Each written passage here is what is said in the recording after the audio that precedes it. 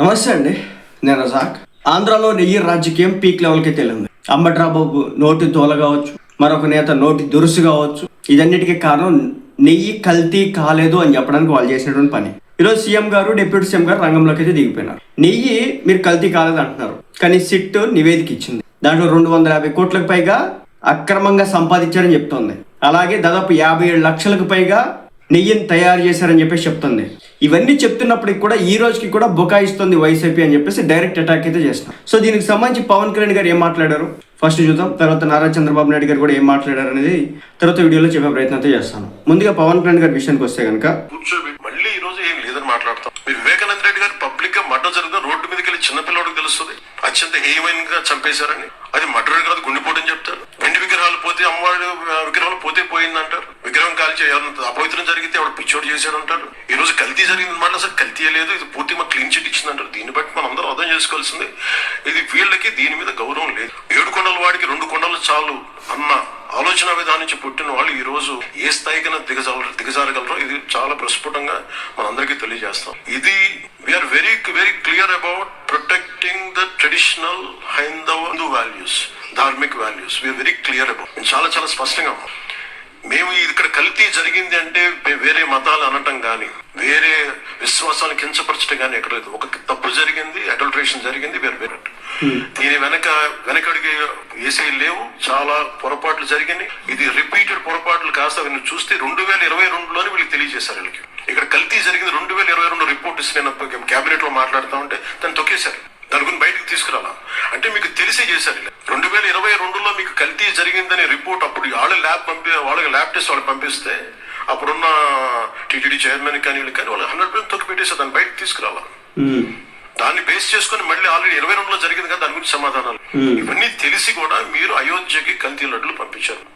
ఇది విశ్వాసాల మీద మీరు కొడుతున్న మీ ఆలోచన ఏంటి అది అనేది మీరు తెలుసుకున్నందుకు. మీరు భగవంతు మీద పగ పెట్టుకున్నవాడు ఎవడైనా సరే, 7 కొండల వాడి మీద పగ పెట్టుకున్నాడు ఎవరైనా సరే మట్టి కరిచిపోతారు.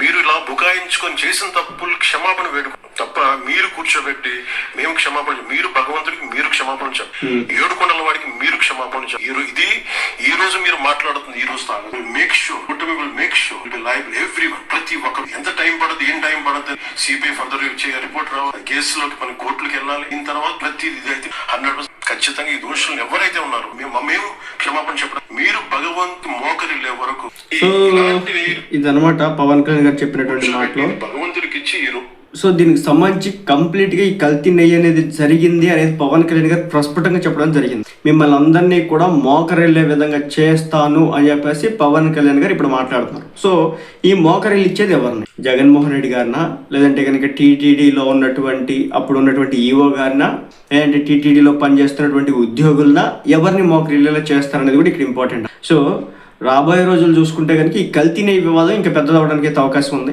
ఇప్పటివరకు ఒక లెక్కే ఉంది. ఇప్పటివరకు డిప్యూటీ సీఎం గారు వచ్చిన కొత్తలో మాత్రమే మాట్లాడినారు.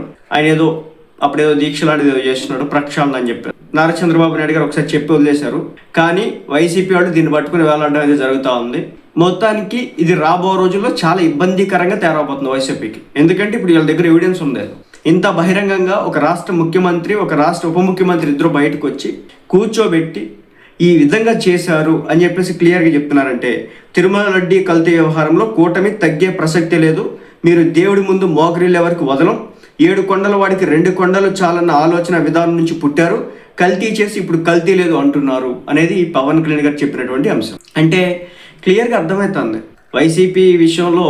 మరి ఆల్రెడీ అంబటి రాంబాబు గారి పుణ్యం అంట ఈ ఇష్యూ పెద్దగా హైలైట్ కాలేదు, కానీ ఆయన పుణ్యం అంట హైలైట్ అయిపోయింది, భయంకరంగా హైలైట్ అయింది.